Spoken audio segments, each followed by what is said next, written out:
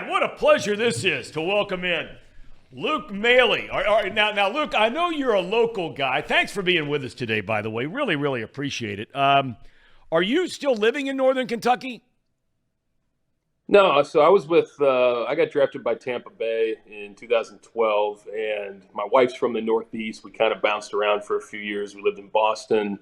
I broke into the big leagues with Tampa, and we were ready to get out of the snow. So we ended up coming down here. It was as good as anything, right? I was trying to get out of the cold weather. I was with the Rays at the time, and the house you're looking at right now, we've done some work to it, but we've been here ever since. So we make our way back up to Northern Kentucky quite often, though.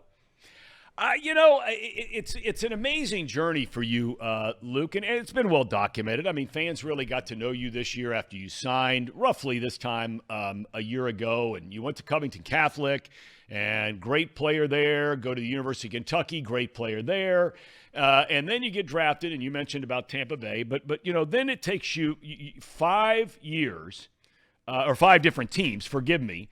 You go through different teams. You go through a lot of different injuries that hit you along the way. At really some inopportune times. Not that there's ever a good time to get hurt, but it certainly kept you with maybe sticking with a team for the long haul. When you got your contract that we talked about last week, and here you have a guaranteed deal with theoretically a second year attached to it, right? You got to be pinching yourself, I would imagine. Oh, for sure. It's difficult to put into words just what the journey is like for a player like myself or anybody that's in kind of the platoon role or the backup role, which, I'll be honest with you, I kind of resisted the idea of being one of those players for a long time, which I think is healthy and normal, especially when you're in your 20s and you were drafted and, all the prospect stuff that comes out about you. But as I got older, I sort of embraced it more and more. Which is, good and bad. I mean, it's good in that you start to be a little bit more comfortable with the role that your skipper is asking of you or your front office is asking. But it's also bad because you're going to have usually not quite as much job security, at least in general. So to have the years that I've had the last couple of years, namely the one in 2023 with Cincinnati, a team that I grew up loving and wanting to play for, and then getting kind of a rare taste of some job security feels absolutely incredible, not just for me, but for my teammates and the city that I really care about. You answered the question. I mean, it was one of those moments where you'd say, duh, if I asked you if you grew up a Reds fan, although I don't know if you saw the story during the playoffs the other day when Zach Gallen's pitching against Philadelphia, where he grew up outside of Philadelphia, but for some reason was a huge Cardinals fan. Go figure, right? The rest of his family, they're all Philly fans. So you were a Reds fan. Did you have a favorite player or two? Yeah, probably too many to name. The captain, Barry Larkin, was number one. He was there, before I was even born. They won the World Series in 1990, and I was born a few months later. And so he was there the whole time. I always kind of idolized the idea of him being up the middle, the shortstop, the captain, all that stuff. Ken Griffey Jr. coming over to Cincinnati was one of the more poignant memories I'll probably have as a Reds fan. That was just an absolute, it felt like a national holiday in our small part of the world. Yeah. So when he came over, the place, as you know, was just absolutely electric. And, you can go on and on. Sean Casey was, the mayor. He was there hitting so consistently for so long. Too many to name. I'm going to miss him, but you get the idea. Oh, well, there's no doubt. I mean, those are all incredible names, and I think anybody that grew up around this area as a Reds fan, those would be 3 guys, probably 1, 2, and 3 in any particular order. There were such great players and great in the community and all the rest of that kind of thing. When you signed with the Reds last year in the winter, and you're coming into this year, look, let's be honest about it. I mean, this team had lost over 100 games for only the second time in the history of the franchise. And the 2 players that everybody thought were going to be kind of the regular mainstays, build the franchise around in the long haul, and that may turn out to be the case, were Jonathan India and the guy who was ahead of you on the depth chart in Tyler Stevenson. And obviously you guys are good friends and you spend a lot of time together. When all was said and done, were you at times during the year just shocked at how much you were getting a chance to play? No, I wouldn't say shocked. I was really proud of the impact that I made, given probably what the expectation level had to have been. You know, the fact that we had three guys coming into the season, and by no means am I knocking it. I think it's very advantageous, and I've said this before. You see teams in the postseason use three catchers all the time, just because of how flexible you can be in late innings and with matchups and things like that. But kind of to your point, I think that once I started playing pretty well, especially on the offensive side, I had some really good at bats in May and had some timely hits, and so it Yep. just felt good, man. And there's really no other way to put it. It just felt good, and I was just trying to stack good bricks one after another, and it just so happened that I got a few more opportunities as the year progressed. There are a lot of the players that said, you've said that, back in spring training when no one was giving the Reds a chance to be even competitive, right? Coming off a 100-loss season. Was there something that you saw, because you've been with other teams, you've been with some good teams, you've been with some teams that were not so good. Was there something that you saw with the Reds in spring training, the group of people that were there, that made you kind of say, you know what? We might have a fighting chance here?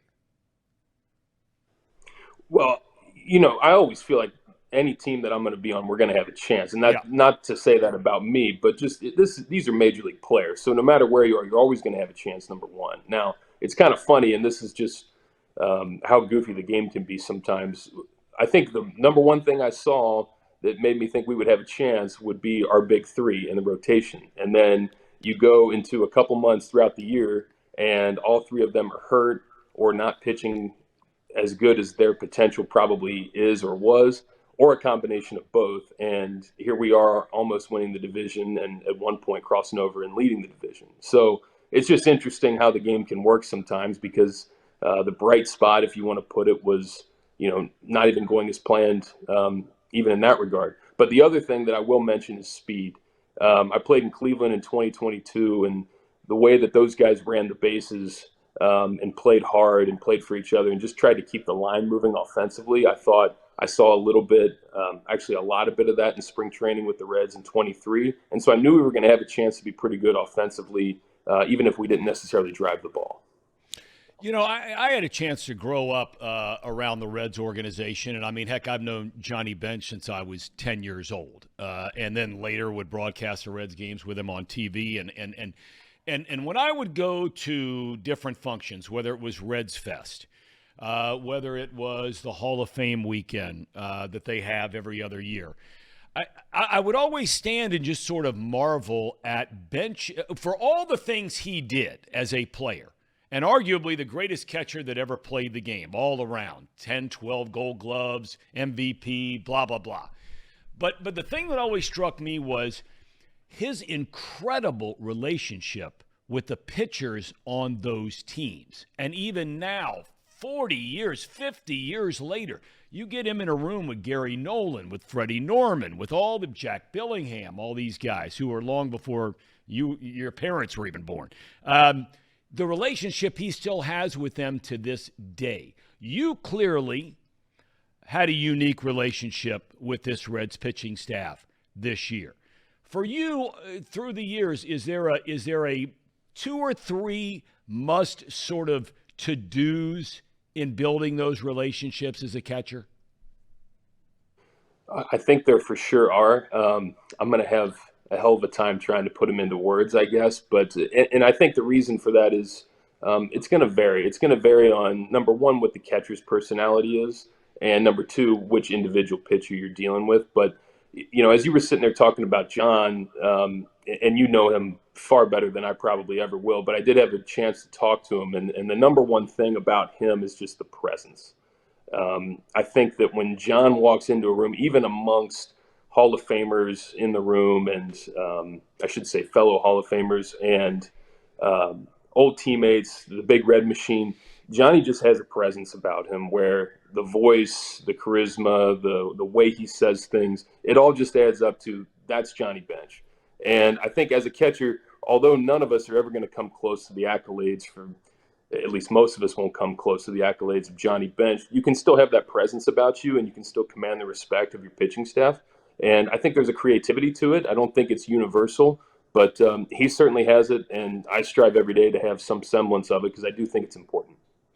I'm kind of curious because I've always thought this, and I've never had a chance to ask somebody who's young enough to understand this question, and you are young enough.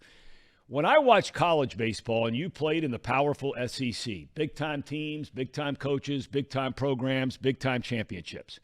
But when I watch a college game, and especially when they get to the World Series, it looks like the head coach or manager is calling every pitch in an at-bat, right? Signaling from the dugout to the catcher gives it to the pitcher, and the pitcher just, whatever the catcher puts down, that's the way it is. Are you seeing repercussions from that as a young catcher working with really young pitchers now? Oh, I mean, we could talk all day about this one, Tom. It's funny. I still get asked, even by people that I'm really close with, and they'll ask, "Hey, why did they call that pitch there in the 7th inning?" And then we're talking about a big league game that I'm catching in. I'm like, "What are you talking about?"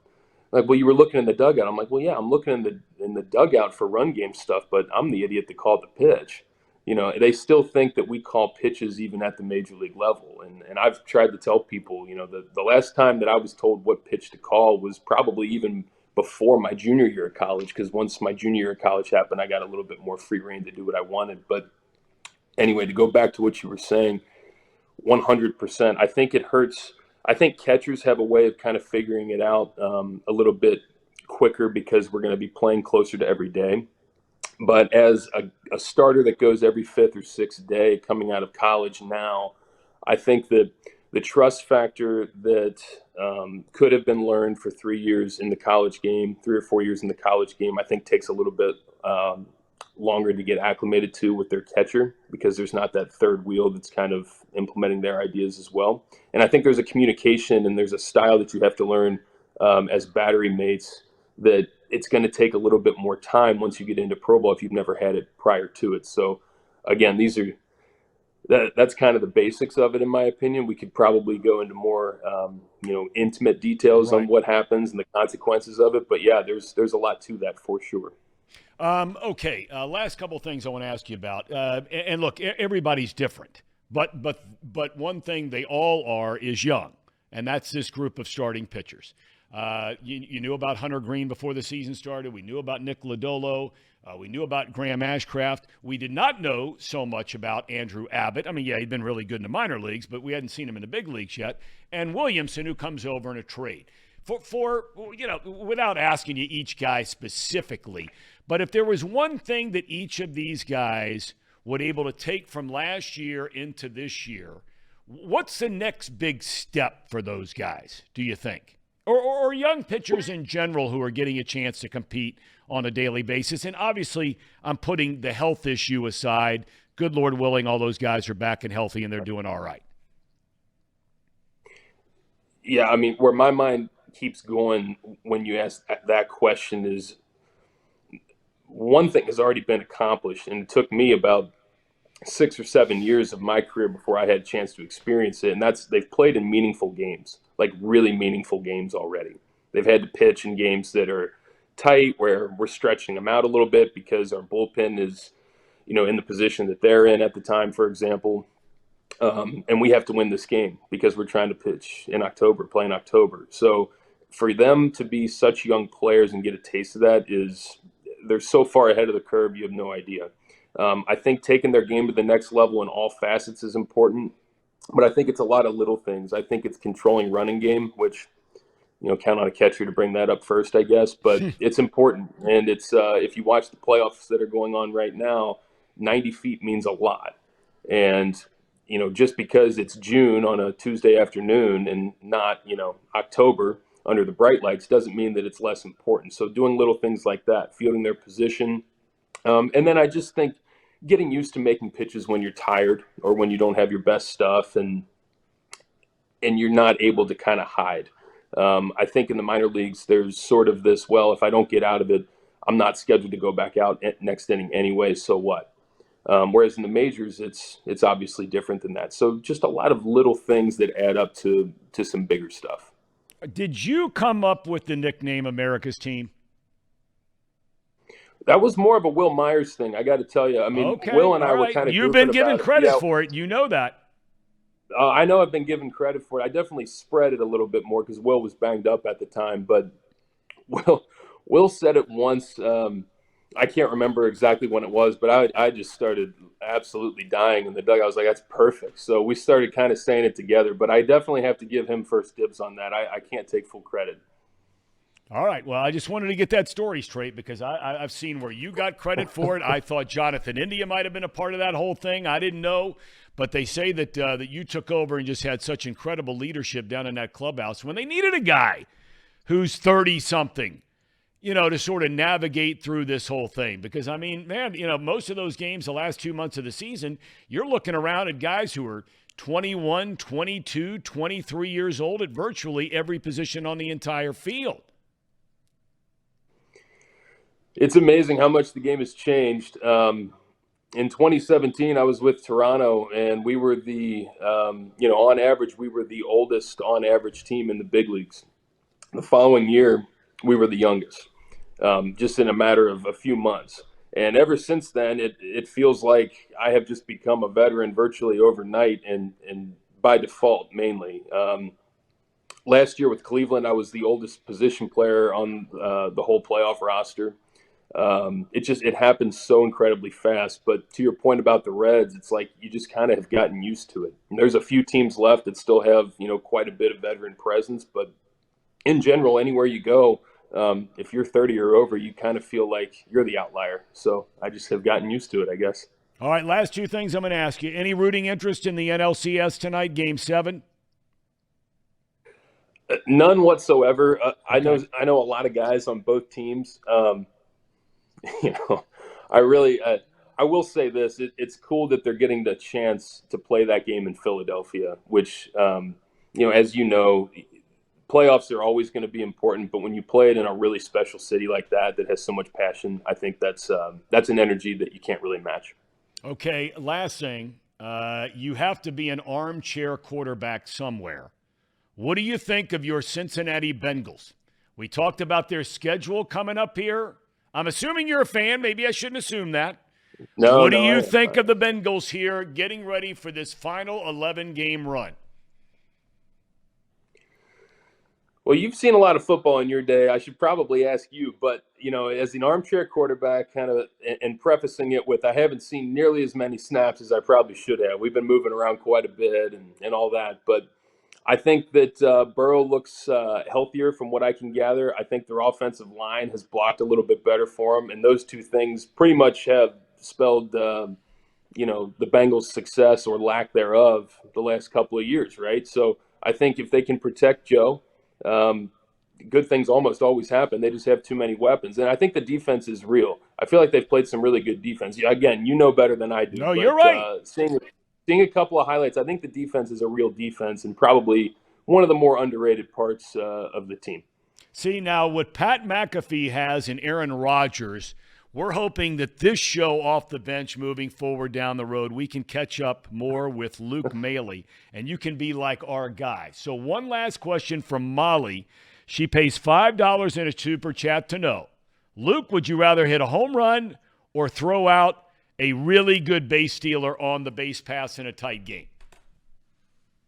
I would take throwing somebody out in a tight game. Hitting a home run, there's nothing like it. And Lord knows that I don't have the most experience in the world hitting them, so I would love to hit more of them. But when you fire somebody out in a tight game, and that's kind of why they give you the uniform, that one hits home a little bit harder, I got to say. All right. Luke, we can't thank you enough for your time today, man. I know it was a last-minute ask and everything, and really, really appreciate it. And the best to you and your family during the offseason. We'll look forward to seeing you out in Goodyear, Arizona come the spring. Sounds great, Tom. Great talking to you, and I'll come by anytime. All right, man. Thank you. Luke Maile. Boy, that was great stuff.